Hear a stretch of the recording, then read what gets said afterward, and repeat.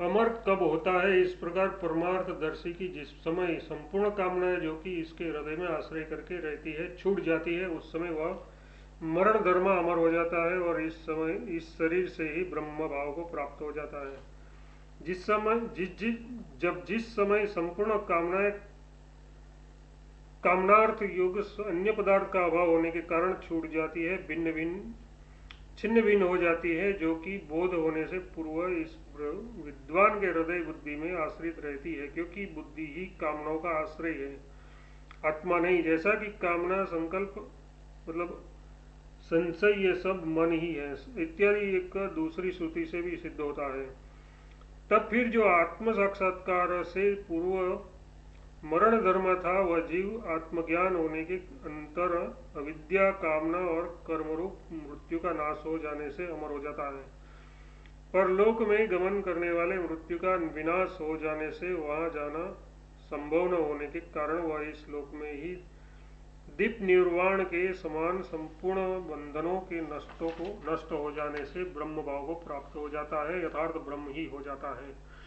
परंतु कामनाओं का समूल नाश कब होता है? इस पर कहते हैं जिस समय इस जीवन में ही इसके हृदय की संपूर्ण ग्रंथियों का छेदन हो जाता है, उस समय वह मरण धर्म अमर हो जाता है। बस संपूर्ण वेदांतों का इतना ही आदेश है। जिस समय यहाँ जीवित रहते हुए ही इसके हृदय में बुद्धि की संपूर्ण ग्रंथियां यथार्थ दृढ़ बंधन रूप अविद्या जनित प्रतीतियां छिन्न भिन्न होती, भेद को प्राप्त होती, यथार्थ नष्ट हो जाती है। मैं ये शरीर हूँ, ये मेरा धन है, मैं सुखी हूँ, मैं दुखी हूँ इत्यादि प्रकार के अनुभव अविद्या प्रत्यय है। इसके विपरीत ब्रह्मात्म भाव के अनुभव की उत्पत्ति से मैं जन्म मरण रूप संसार को ही प्राप्त होने वाले हैं, उन्हीं की किसी गति जन्म मरण रूप संसार को ही प्राप्त होने वाले हैं, उन्हीं की किसी गति विशेष का वर्णन यहाँ प्रकरण प्राप्त ब्रह्म विद्या के गति विशेष का वर्णन यहाँ प्रकरण प्राप्त ब्रह्म विद्या के उत्कृष्ट फल की स्तुति के लिए किया जाता है। इसके सिवा निजन प्राप्त ब्रह्म विद्या के उत्कृष्ट फल की स्तुति के लिए किया जाता है। इसके सिवा नचिकेता के पूछने पर यमराज ने पहले अविद्या इसके सिवा नचिकेता के पूछने पर यमराज ने पहले अग्नि विद्या का भी वर्णन किया था। यमराज ने पहले अविद्या वर्णन किया था, उस अग्नि विद्या के फल प्राप्ति का पहले अग्नि विद्या का भी वर्णन किया था, उस अग्नि विद्या के फल की प्राप्ति का प्रकार भी बतलाना है ही। इसी विद्या के फल की प्राप्ति का प्रकार भी बतलाना है ही। इसी अभिप्राय से इस मंत्र का आरंभ किया जाता है, वो वहाँ कहना है ही। इसी अभिप्राय से इस मंत्र का आरंभ किया जाता है, वो वहाँ कहना यह है कि इस हृदय की 101 नाड़ियां हैं, उनमें से एक मुर्दा का भेदन करके बाहर को निकली हुई है। उसके द्वारा ऊर्ध्व ऊपर की ओर गमन करने वाला पुरुष अमृत को प्राप्त होता है। शेष विभिन्न गतियुक्त नाड़ियां उत्क्रमण मतलब प्राणोत्सर्ग की हेतु होती है। पुरुष के हृदय से 100 अन्य और सुषुम्ना नाम की एक इस प्रकार 101 नाड़ियां सिरान निकलती है। उनमें सुषुम्ना नाड़ी नामरी नाड़ी मस्तक का भेदन करके बाहर निकल गई है। अंत काल में उसके द्वारा आत्मा को अपने हृदय देश में वशीभूत करके समाहित करे। उस नाड़ी के द्वारा ऊर्ध्व ऊपर की ओर जाने वाला जीव सूर्य मार्ग से अमृतत्व अपेक्षित अमरण धर्मत्व को प्राप्त होता है, जैसा कि संपूर्ण भूतों के क्षय पर्यंत रहने वाला स्थान अमृतत्व कहलाता है। इस स्तुति में प्रमाणित होता है। अथवा ये भी तात्पर्य हो सकता है कि कालांतर में ब्रह्म के साथ ब्रह्मलोक के अनुपम भोगों को भोग कर मुख्य अमृतत्व को प्राप्त करता है। इसके सिवा जिनकी गति विविध भांति की है, ऐसे अन्य सब नाड़ियां प्राण प्रयाण की हेतु होती है, अर्थात वे संसार प्राप्ति के लिए ही होती है। अब संपूर्ण वल्लियों के अर्थ का उपसंहार करने के लिए कहते हैं,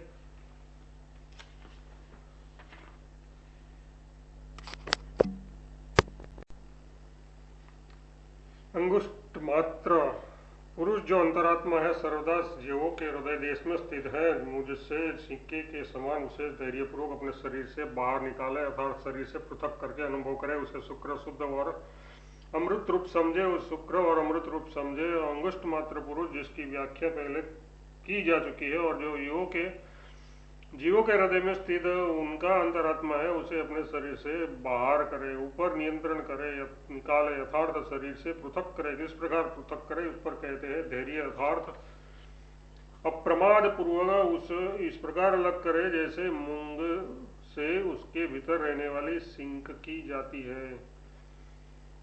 मुंज से उसकी भीतर रहने वाली सिंक की जाती है। शरीर से पृथक किए हुए उस अंगुष्ठ मात्र पुरुष को ही पूर्वोक्त चिन्मात्र विशुद्ध और अमृतमय ब्रह्म जाने। यहाँ त विद्याचुमृत इस पद की विरक्ति और इति शब्द उपनिषद की समाप्ति के लिए है। अब विद्या की स्तुति के लिए ये आख्यायिका के अर्थ का उपसंहार कहा जाता है। मृत्यु की कही हुई इस विद्या और संपूर्ण योग विधि को पाकर नचिकेता ब्रह्मभाव को प्राप्त विरज मतलब धर्माधर्म शून्य और मृत्युहीन हो गया। दूसरा भी जो कोई अध्यात्म तत्व को इस प्रकार जानेगा वह भी वैसा ही हो जाएगा।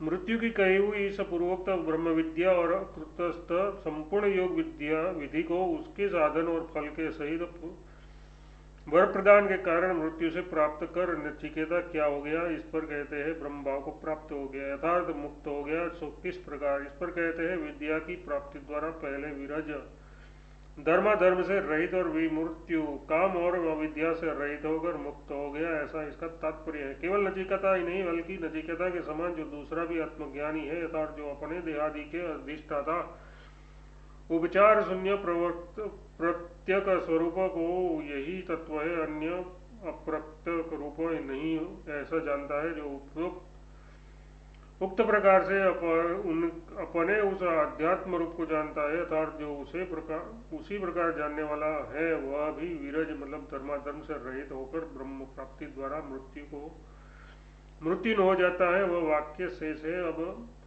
शिष्य और आचार्य के प्रमाद कृत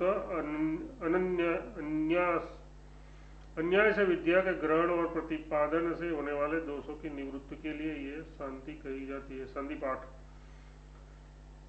परमात्मा हम आचार्य और शिष्य दोनों की साथ साथ रक्षा करें, हमारा साथ साथ पालन करें, हम साथ साथ विद्या संबंधी सामर्थ्य प्राप्त करें, हमारा अध्ययन किया हुआ तेजस्वी हो, हम द्वेष न करें।